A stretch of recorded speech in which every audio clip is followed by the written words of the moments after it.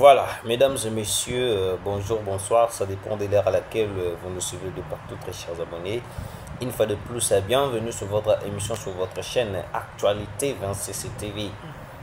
Je suis tellement des appels au Wapi, bateau, benganga, bazolo, balanga, balobi, mais la situation de Kabila est en dengue. Non, faut na yana solo la yango, na to beta ma solo. L'arrivée de Kabila à Kinshasa. Qu'est-ce qui se passe réellement? Et puis, tu as point de Vital Kamere. Et puis, tu as ma solo et belé. Il y a situation à l'est de la République. Et puis, vous allez comprendre comment est-ce que les choses sont okende. Merci de s'abonner, de partager l'émission, de commenter, de liker. Ça va vraiment trop bien. 65 000 abonnés. Donc, continuez à s'abonner. Objectif Nabiso est d'aller 100K. Voilà, 100K.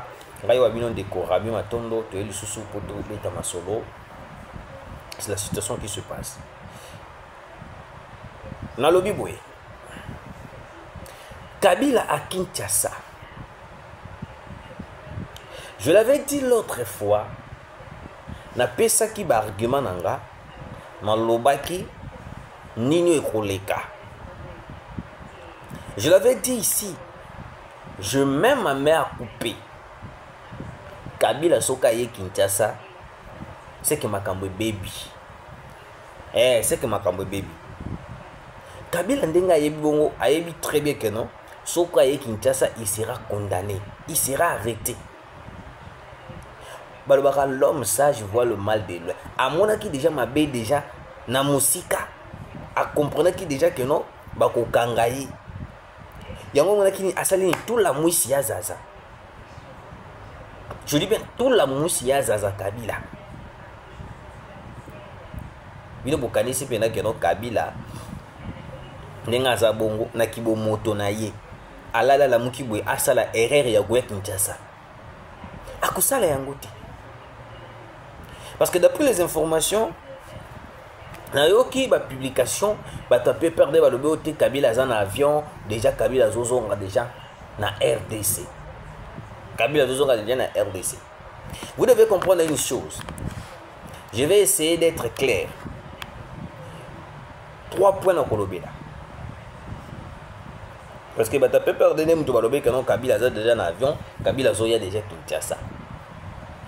Soki Kabila aye Kinshasa, ça veut dire qu'il y a un plan déjà bien préparé pour éliminer Tshisekedi. Je vous l'ai dit, il y a un plan déjà bien préparé pour éliminer Tshisekedi. Parce que Kabila ne peut jamais venir à Kinshasa et puis se laisser faire être arrêté. Nalobi yango lelo. Vous me donnerez raison, mes très chers abonnés. Vous me donnerez raison, mes très chers abonnés.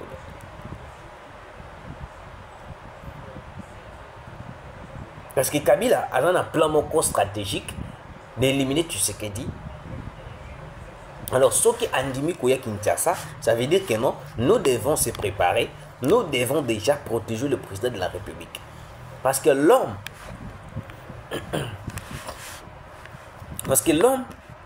a un plan bien préparé contre le président. L'homme a un plan bien préparé contre le président. Il ne va jamais baisser les bras de ne pas éliminer Tshisekedi tant que Azomona Tshisekedi avant de toujours dans le pouvoir. Parce que Ayebi déjà que non, Tshisekedi Ayebi déjà la stratégie na nyonso. Tshisekedi Ayebi déjà nini o ya salaka. Alors soki atiki Tshisekedi, ayeba na kokanga, ayeba na kodwaye, ça veut dire que non c'est fini pour lui. Na lobaka na bino ernion surtout Kabila est la boîte à Pandore. Kabila est la boîte à Pandore. Oui, Kabila est la boîte à Pandore. On va dire toujours Mwanga Chouchou. Mwanga Chouchou a yebi babilo kebele, Mwanga Chouchou a ba donné belé, Mwanga Chouchou a yebi ce qui se passe à l'est, ndenge mokona Kabila. Kabila aussi a yebi babilo kebele ozo le kanambo kanabiso. Plusieurs accords lelo o wapi biso to komi kolela, ba accord rebelle, o ni ba un bazo réclamer certains accords. C'est parce que Kabila avait signé ces accords. Et la personne qui avait signé les accords, pensez-vous que non, il va se laisser faire? il va se laisser être arrêté, pour qu'il y ait un bénéfice que non, information et parce que ce que Kabila fait, Kabila zo sala, Kabila yebi déjà que non, na minute ndenge za boy. Soki ba dué na maboko. Akozala obligé abimisa tout le plan onosto à sala contre la République démocratique du Congo. Alors soki ba kangi abimisi tout le plan, ça veut dire que c'est fini pour lui. Ça veut dire que c'est fini pour lui. Alors, l'homme, le qu'on a déjà, on a déjà, à comprendre déjà ce qui se passe. À comprendre déjà ma camonion surtout négazo les gars.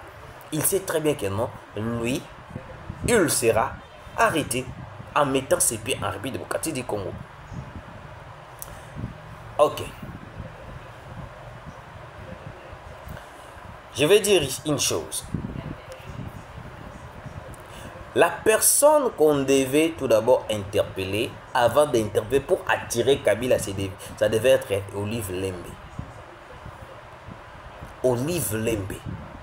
Olive Lembe Kabila. Ye aya na baitandoike. Abima ebishi sono. Kabila ndenga zabongo. Kabila ndenga zabongo. Vraiment. Assis sa guerre dans simple stylo. Kabila, mon mari travaille en silence. Mon mari. Abimis la biso mais loge nyon so to ko koloba. Aloba nyon so to ko imaginer. Non pas seulement Kabila, le fondateur de l'AFC, mais une fois de plus, sa femme aussi a financé certains journalistes pour déstabiliser le président de la République, qui ça, première dame, et puis exposer tous les secrets de l'État au monde entier. Boutika qui interpellé Olive Lembete. Boutika qui interpellé Olive Lembete. Il écoute ça sur place, pour interpeller. Bozo c'est l'attente que Malibanda Mboka peut beaucoup mieux que moyen ni pour interpeller Olive Lembete. Alors qu'il y a des preuves tangibles. Arrivé à Kabila na Kinshasa, mesdames et messieurs, je vous dis cette chose. Le jour que Kabila mettra ses pieds en République démocratique du Congo, Kabila sera arrêté. Au moment où on a biso que non Kabila a un avion à Zoya, tu peux ce que avion ni. Pour depuis biso depuis PPRD FCC. PPRD FCC biso Kabila a un avion à Zoya, ti lelo. Na ebiti so avion ekangama na mapata. To Kabila a un fusée, to Kabila a un astronaute depuis banda kuna zalaki na planète Mars à Zoya na Kinshasa. Na ebité. Il ne viendra pas. Le jour où il mettra ses pieds en Kinshasa, il sera arrêté.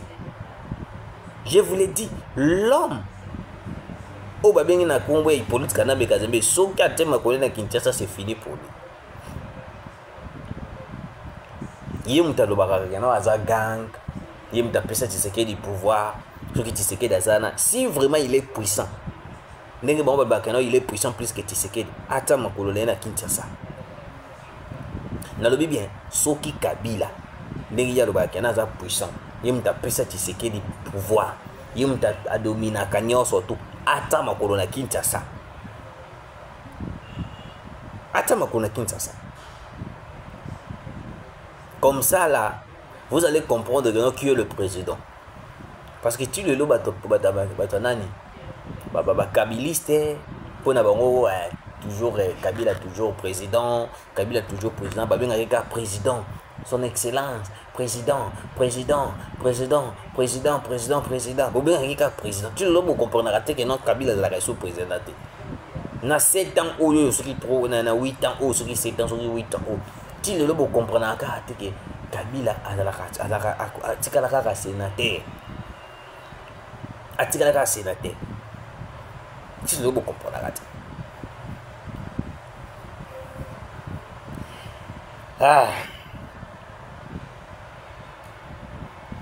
Mesdames et messieurs, vraiment c'est compliqué. C'est vraiment compliqué. Nambo Kanabiso de voir certaines choses aux Oleka, Nambo Kanabiso. Boyoka, qu'est-ce qui se passe? Notre deuxième sujet.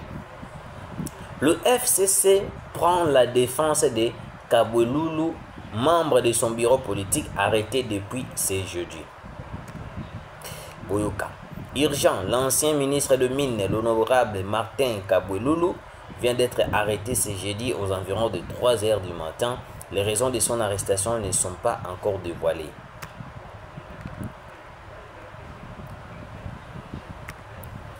Boyoka Bandekolanga Congolais. Le FCC en coalition, en liaison directe avec le rebelle du M23. Ces gens-là vont toujours continuer de nous étonner. Nabetaka c'était Awawa. Pourquoi pas tout ça là, arrestation ya bateau nyon surtout au bateau collaborer avec les FCC, les bateau collaborer avec les M23. Pourquoi pas tout Kangabango, tout Zouabango. Il y a des gens jusqu'à présent qui continuent toujours de collaborer avec les rebelles du M23. Baza est belé. Je dis bien Baza est belé. Pourquoi toujours conscience était ya koyeba na kokanga bango, surtout batu ya perdre FCC. Ces gens-là bazo salaka ba plan na bango pour déstabiliser le pays. Ba obemina ko ba Francine Muyomba bango nyoso ba sala pena plan pour ko déstabiliser Congo, pour déstabiliser la République démocratique du Congo. Mais biso tozwaka tan ko kanga bango te. Même conditionner bango ezalaka difficile. Conditionner bango ezalaka très difficile. Le FCC prend seulement la défense de certaines personnes qui sont en connivence, en liaison directe avec les M23. Comment est-ce qu'une personne qui collabore avec les M23, quand on les arrête, seulement le FCC, dans le peuple de Kabazoka défense Yabatouana? Pourquoi? Pourquoi seulement Bino Bozaka défense Yabatou va collaborer avec les rebelles du M23? Qu'est-ce que vous voulez en fait créer dans ce pays? Donc le lot est comme une ango normal, une personne peut collaborer avec le rebelle, déstabiliser le Congo. Donc nous sommes face à la libre, nous sommes face à la kimia. Faut boutique la ignoso. Asala ne wakoki kosala. C'est ça. La politique yabata peut perdre politique yabakabiliste. Non, non, non, non, non, non, pas jusque là. Non, non, non, non. Non, non, non, non, non, non. Pas comme ça. Je dis bien pas comme ça.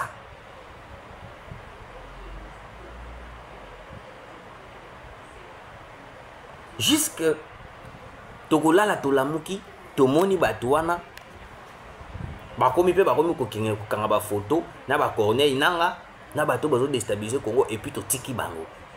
Et puis to tiki bango librement. To tiki bango librement.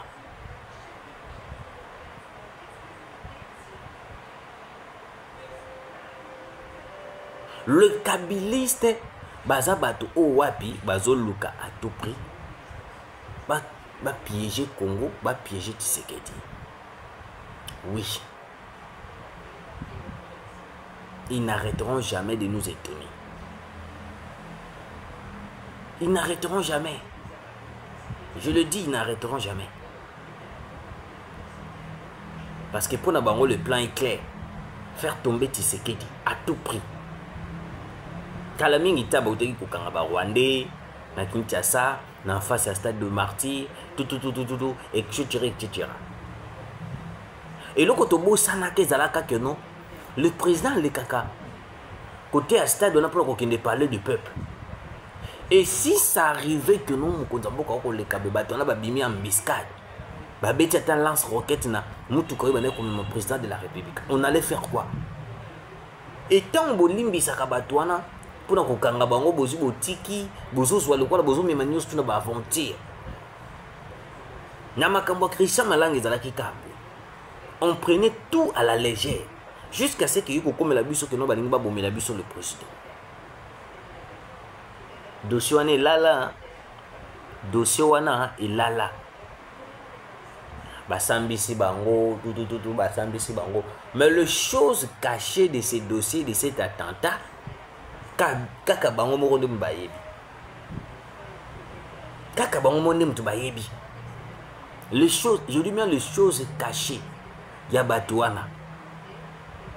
Les choses cachées, yabato baluba wana. Ndenge nini bato batinda bango, makambo nyonso to, ti lelo.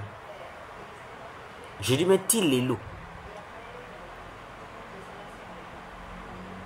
Toye komona ba misusu ba mwana ya malanga bazo bazongisi bango ne États-Unis ote baki ko sala prison.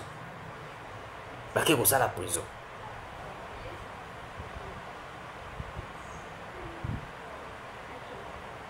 Eric Kuba abimisé les biso vérité. Kabila, c'est lui qui fait tout. À l'époque, si je ne me trompe pas, Kabila était encore à Kinshasa. Si je ne m'abuse pas, Kabila était encore à Kinshasa. Pourquoi on n'a pas entamé la procédure de lever des immunités à Kabila pour l'arrêter? Tout ça est en côté. Na kangi parenthèse. Na yaka lisusu na itandoiki na kacha chaîne oyo. Na loba que non, Lekia Corneille Nanga, aza suspect. Lekia Corneille Nanga, on devait l'arrêter, l'auditionner. Message wana les cas à travers, tu vas comprendre ngate tu vas betanga kara. Et aujourd'hui, Lekia Corneille Nanga akima kena exil na Dubaï. Bazoye en fragant de lit en collaboration directe avec le élément M23. Malobananga ezalaka nganga. Malobananga ezalaka nganga. De la même façon, j'ai insisté. Olive Lembe doit être interpellé. Olive Lembe. Olive Lembe doit être interpellé. Bokangele biso Kabwelulu, l'ancien ministre des Mines, bato FCC bandi côté Lima. Mais pourquoi ne pas interpeller Olive Lembe? Alors que Babiloko Olive Lembe, Azo Sala Lelo, ça se voit. Il finance Pero Louara, il finance des gens pour venir déstabiliser le Congo, déshabiller même les présidents de la République. Chose qui ne se fait pas. Dans les pays, surtout au monde, dans le monde, dans le monde, mais tout ce qui peut être, tout ce qui Olive Lembe a ça la plan à Bango. Elle est partie à Bukavu, financer certains éléments du M23. Au Bazana qui a un problème de finance, il y a un bon totiki. Tout ça na musika. Tout ça le côté. Tout ça le côté, tout bête na musika. Mais tout ça là, tant que c'est grave, dès ce par là, on va commencer à chercher un dernier à Kokangaï alors qu'il y a des étrangers. C'est ça le gouvernement. C'est ça le gouvernement congolais. Bozo aider peuple té. Toujours aider peuple té.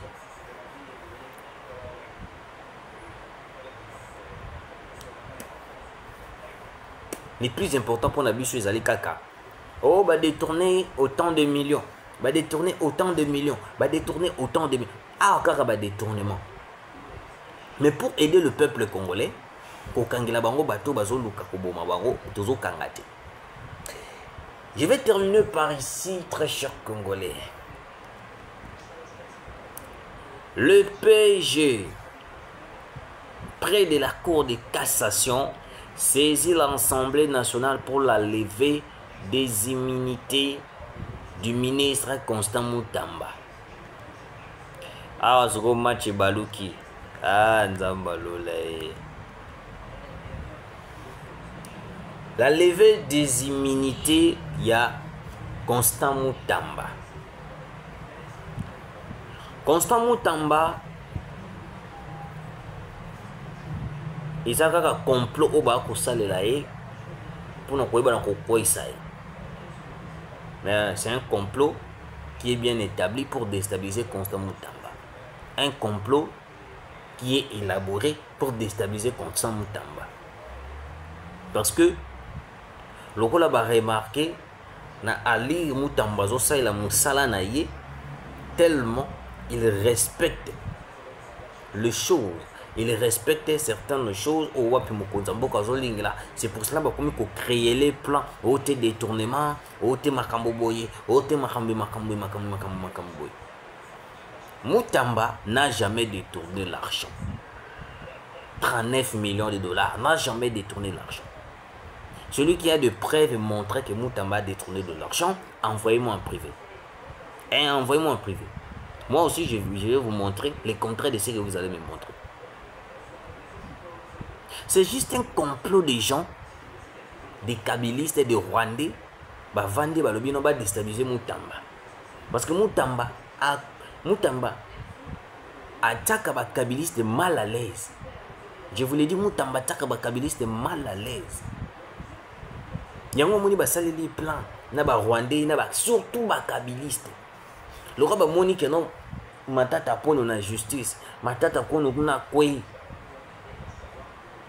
Ce qui veut dire beaucoup c'est Moutamba, c'est qu'Alingue type faut beaucoup ça est. Alingue type. Il y a un dossier aussi qui circule pour Alingue.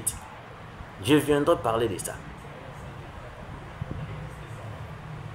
C'est vraiment compliqué.